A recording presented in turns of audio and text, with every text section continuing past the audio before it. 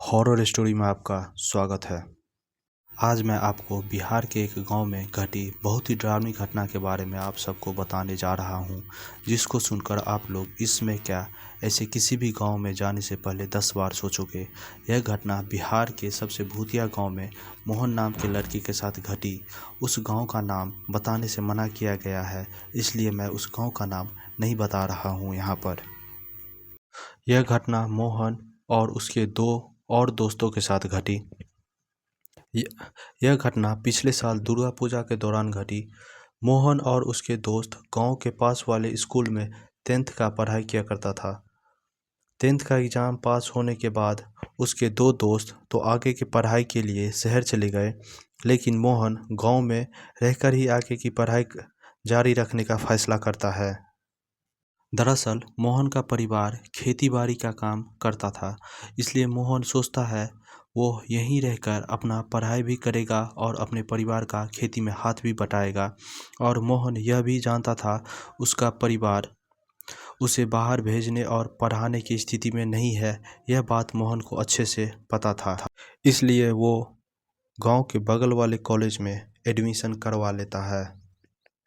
मोहन अब कॉलेज जाता और कॉलेज के बाद खेती में हाथ बटाता था। वहीं उसके दोनों दोस्त ने शहर वाले कॉलेज में एडमिशन ले लिया। दोनों मोहन को भी शहर आकर उसके कॉलेज में एडमिशन लेने को बोलता रहता था, पर मोहन हर बार कोई न कोई बहाना बनाकर उन दोनों को मना कर देता था। मोहन को भी शहर जाने और वहाँ के कॉलेज में पढ़ने का मन होता था, लेकिन उसे अपने घर की स्थिति तो मालूम ही था। ऐसे ही टाइम बीतता रहा और अब मोहन को यहाँ अच्छा लगने लगा था, पर वह अपने दोनों दोस्त को बहुत मिस किया करता। वो जानता था उसके दोनों दोस्त अब सीधा दुर्गा पूजा में ही आएगा। मोहन को तब से दुर्गा पूजा का बड़ी ही बेसब्री से इंतज़ार था। उसके दोनों दोस्त को भी मोहन की बड़ी याद आती थी, क्योंकि तीनों 10th तक हमेशा साथ में ही रहा करता था। वे दोनों को भी अब दुर्गा पूजा का बड़ी ही बेसब्री से इंतज़ार में लग गया। अब मानो इन तीनों के लिए एक एक दिन एक एक महीने के बराबर लग रहा था। पर जैसे तैसे वो दिन आ ही गया दुर्गा पूजा का। दुर्गा पूजा का पहला दिन ही मोहन के दोनों दोस्त शहर से गांव के लिए बस पकड़ लेता है और शाम तक अपने गांव के बाहर वाले बस स्टॉप पर पहुंच जाता है। मोहन अपने दोनों दोस्त को रिसीव करने गांव के बाहर वाले बस स्टॉप आया था। मोहन ने जब अपने दोनों दोस्त को देखा तो काफ़ी खुश हो गया। वो जब से तीनों 10th बोर्ड के बाद अलग हुआ था, तब से वह इस तरह कभी खुश नहीं दिखा था। उसे अपने आप में खोया खोया सा महसूस होता रहता था, लेकिन आज जब उसने अपने दोनों दोस्त को देखा तो उसे पुराने दिन की याद आ गई। उन दोनों का भी सेम हालत था। आज तीनों काफ़ी खुश लग रहे थे। थोड़ी देर वहीं पर बातें करने के बाद वो लोग गांव के अंदर आने लगते हैं। फिर वहां से तीनों अपने अपने घर के लिए निकल जाते हैं। अगले दिन सुबह में तीनों मिलते हैं और दुर्गा पूजा में क्या क्या करना है उसकी प्लानिंग करने लगते हैं। सारा प्लानिंग करने के बाद मोहन के खेत में जाकर उससे खेती कैसे करते हैं उसकी जानकारी मोहन से लेने लगते हैं। इसके बाद सब लोग अपने अपने घर वापस लौट आता है। फिर शाम को चाय पीने के बाद तीनों गांव के सीमा के बाहर वाले पुल पर मिलते हैं। तीनों अपनी अपनी बातें एक दूसरे के साथ शेयर करता है और एक दूसरे के साथ हंसी मजाक करता है। यह सब करते करते शाम हो जाती है और फिर तीनों वापस अपने घर के लिए वापस से निकल जाते हैं। मोहन को उसके एक पड़ोस वाले अंकल बताते वो जो गांव के बाहर खंडर वाला घर के बगल से जो रास्ता है उसको रात में उस रास्ते से कहीं मत जाया या आया करो। मोहन को उसने पिछले शाम को दोनों दोस्तों के साथ उसी रास्ते से आते देखा था। मोहन पूछता है क्यों, क्या दिक्कत है उस रास्ते में, तो उसके अंकल उन्हें ज़्यादा कुछ नहीं बताते हैं और उन्हें शाम होने के बाद उस रास्ते से कहीं आने जाने से मना कर देते हैं। मोहन को ये बात सुनकर थोड़ा सा अजीब लगता है और सोचने लगता है अंकल ने ऐसा क्यों बोला। रात में वो अपने घर ये बात बताता और पूछता है अंकल ये बात क्यों बोला। मोहन के घर वाले भी उसको यह सलाह देते हैं अंकल ने सही बोला, तुम रात को उस रास्ते से घर की तरफ मत आना। मोहन काफ़ी सोचता है कि सब लोग उस रास्ते से शाम के बाद आने से क्यों मना कर रहे हैं और कुछ बता भी नहीं रहे हैं। अगले सुबह मोहन और उसके दोनों दोस्त मिलते हैं तो मोहन कल शाम वाली बात उन दोनों के साथ शेयर करता है। दोनों को भी इस बारे में कुछ नहीं पता था और वो दोनों भी सोचता है मैं अपने घर वालों से पूछूंगा। कुछ टाइम तक तीनों हंसी मजाक और इधर उधर की बातें करने के बाद अपने अपने घर लौट जाता है। पहले वाला दोस्त जब घर जाता है तो अपने घर में गांव वाले खंडर वाले घर के बगल वाले रास्ते के बारे में पूछता है। उसके घर वाले उसको उस रास्ते के बारे में कुछ बताते तो नहीं, बस उसे वही बात बोलते हैं शाम के बाद उस रास्ते से मत जाना। दूसरा वाला दोस्त भी अपने घर पर उस खंडर वाले घर के बगल वाले रास्ते के बारे में पूछता है। कमाल की बात है उसके घर वाले भी उसको यही बोलते हैं शाम के बाद उस खंडर वाले रास्ते को बिल्कुल मत जाना। अब तीनों कंफ्यूज हैं कि आखिर बात क्या है, कोई कुछ बता भी नहीं रहा और शाम के बाद उधर जाने से भी मना कर रहा है। अगले दिन सुबह में जब तीनों मिलते हैं तो मोहन पहले वाले दोस्त से पूछता है तुम्हारे घर वालों ने उस रास्ते के बारे में कुछ बताया। तो उसका दोस्त बोलता है मैंने बहुत जोर दिया लेकिन इतना ही बोले शाम के बाद उधर मत जाना। उसके बाद दूसरे दोस्त से पूछता है तुम्हारे घर वालों ने क्या बोला। वो सेम बात बोलता है।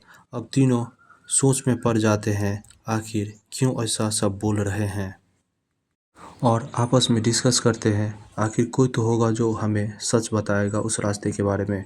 तभी उन्हें मोहन के बगल वाले खेत में एक आदमी काम करता दिखाई पड़ता है। तीनों सोचते हैं चलो इनसे भी पूछ कर देख लेते हैं, उम्मीद तो नहीं है किसी को ये भी कुछ बताएगा, पर सोचते हैं चलो ट्राई करने में क्या जाता है। तीनों उस अंकल के पास पहुंचते हैं और वो भी उनसे हंसकर बोलता है कैसे हो बच्चों और क्या चल रहा है। तीनों बोलता है अंकल जी हम लोग बहुत टेंशन में हैं। अंकल जी पूछते हैं क्यों क्या हुआ जो तुम तीनों ही टेंशन में हो। तो मोहन अंकल को सारी बातें बताता है। अंकल जी मोहन की बातें सुनकर उन लोगों को बताते तुम लोगों के परिवार वालों ने सही बोला है, अगर शाम हो जाए तो लॉन्ग वाले में रोड से ही आना, उस खंडर वाले घर के शॉर्टकट वाले रास्ते से नहीं। मोहन और उसके दोनों दोस्त उस अंकल से पूछते हैं कौन सा खतरा है उस रास्ते में शाम होने के बाद ये बताओ। तब वो अंकल बताते हैं खंडर वाला घर एक बहुत ही खड़ूस और बदमाश टाइप की एक बूढ़ी औरत रहा करती थी। वह अपने परिवार में अकेली थी पर उसके पास बहुत धन दौलत था। कुछ लोगों में उसके धन दौलत के लोभ में आकर रात में उस औरत की हत्या कर दी, लेकिन उन लोगों को वहाँ कुछ भी हाथ नहीं लगा। इसलिए वे लोग अगले दिन वहाँ आने और सारा पैसा सोना चांदी लेने आएगा ऐसा सोचकर वापस चला जाता है। अगले दिन उसके नौकर को वह बूढ़ी औरत मरी हुई मिलती है। उसका अंतिम संस्कार गांव वाले करवा देते हैं। अगले दिन जब वो लोग जो उस रात उस औरत का हत्या किया था उस औरत का धन दौलत वापस ढूंढने आता है तो उसमें से 3 लोगों की मौत हो जाती है, वहीं चौथा अपना मानसिक संतुलन खो देता है। यह बातें सुनकर मोहन तो काफ़ी डर जाता है लेकिन उसके दोनों दोस्त काफ़ी एक्साइटेड हो जाता है। दोनों दोस्त मोहन से बोलता है आज सप्तमी है और मेला पूरी तरह से चालू हो चुका है और बगल वाले गांव में आज शाम चलेंगे, बहुत मज़ा आएगा। तीनों शाम को मेला जाने की खुशी में वहां से वापस अपने घर लौट जाता है। तीनों घर जाकर नहाता और खाना खाकर आराम से सो जाता है क्योंकि वो लोग पूरी रात मेला में घूमने वाले थे, इसलिए दोपहर में टाइम सो जाते हैं। शाम में सब मोहन के घर मिलते हैं, चाय बिस्किट खाते और मेला के लिए निकल पड़ते हैं। तीनों अभी उसी खंडर वाले घर के बगल वाले रास्ते से जाते हैं। मोहन तो काफ़ी डरा हुआ था, लेकिन उसके दोनों दोस्त उस घर में ताका-झाकी करने लगता है। मोहन दोनों को रोकता है, पर दोनों दोस्त मोहन को डरपोक डरपोक बोलकर चिढ़ाने लगता है। मोहन बोलता है वो डरपोक नहीं है, वो बस दूसरे के घर में ताका-झाकी नहीं करना चाहिए, ये दोनों को समझाता है। दरअसल अभी अंधेरा नहीं हुआ था, सूरज अभी डूबा नहीं था। वो लोग फिर वहाँ से निकल मेला में पहुँच जाते हैं। मेला में पहले पूरा घूमता और उसके बाद समोसा चाट, फिर पानी पूरी और बटाटा पूरी खाने के बाद तीनों का पेट हो चुका था एकदम टाइट। अब उन्हें खाना खाने और पूरा मेला ग्राउंड का कई बार चक्कर लगाने के बाद उन्हें नींद आने लगी थी। इसलिए अब वे लोग सोचते हैं घर चलते हैं। तीनों राजी हो जाता है इस बात पर। तीनों निकल पड़ते हैं घर के तरफ पैदल ही। थोड़ी देर चलने के बाद वो लोग उस जगह पहुंच जाता है जहां से हाईवे से वो शॉर्टकट खंडर घर वाला रास्ता होके जाता है। मोहन तो साफ साफ मना कर देता है उस खंडर और घर वाले शॉर्टकट से, पर उसका दोनों दोस्त मोहन को बहुत बोलता है भूत वूत नहीं होता और उन्हें नींद भी बहुत तेज आ रही है। हाईवे वाले रास्ता से जाएंगे तो आधा घंटा लगेगा घर पहुंचने में, और इस रास्ते से 15 मिनट में घर पहुंच जाएंगे। मोहन को ना चाहते हुए भी उसका दोनों दोस्त उस शॉर्टकट से उन्हें लेकर जाता है। दोनों दोस्त जब उस घर के पास पहुंचता है तो मोहन को ताना मारते हुए बोलता है, कहाँ है वो बुढ़ी। जैसे वो लोग घर से थोड़ा सा आगे बढ़ता है तो तीनों को एहसास होने लगता है उसके पीछे कोई औरत चल रही है। तीनों की हालत टाइट हो जाती है। वो दोनों दोस्त जो बड़े बहादुर बन रहा था उसके भी हालत ख़राब हो चुकी थी कि वो डर से कांप रहा था। अभी एक औरत की आवाज़ पीछे से आती है, तुम लोग मेरा धन संपत्ति चुराने आया था क्या। यह सुनकर तीनों की डर से कांपने लगता है। मोहन डरते डरते बिना पीछे मुड़े ही बोलता है, हम तो बस छोटे बच्चे हैं और बगल वाले गांव से मेला देखकर वापस घर जा रहे हैं। तभी पीछे से फिर से आवाज़ आती है, तुम लोग मेरा धन चुराने आया था क्या। यह सुनकर तीनों भागना शुरू करता है पूरी जान लगाकर। उसको पीछे से एक औरत के भी भागने की आवाज़ आती रही, लेकिन वो लोग जैसे तैसे अपने घर तक पहुंचने में कामयाब हो जाते हैं। अगले दिन तीनों को एकदम तेज़ फीवर हो जाती है। किस्मत से तीनों ने सारी बात अपने अपने घर बता दिया था उस रात को ही। पहले तो तीनों को काफ़ी डांट पड़ती है। तीनों को लेकर बगल वाले दुर्गा मंदिर जाया जाता है और उसके नाम से पूजा करवाई जाती है। उसके बाद 2-3 दिन बाद तीनों की तबीयत में सुधार आने लगती है और थोड़े दिन बाद तीनों एकदम ठीक हो जाते हैं। अगर आपके साथ भी किसी तरह का पैरानॉर्मल घटना घटी या आप किसी ऐसी पैरानॉर्मल घटना के बारे में जानते हैं तो आप मुझे मेरे इंस्टाग्राम पर लिखकर भेज सकते हैं। लिंक डिस्क्रिप्शन में है। धन्यवाद। रामनवमी की हार्दिक शुभकामनाएं। जय श्री राम।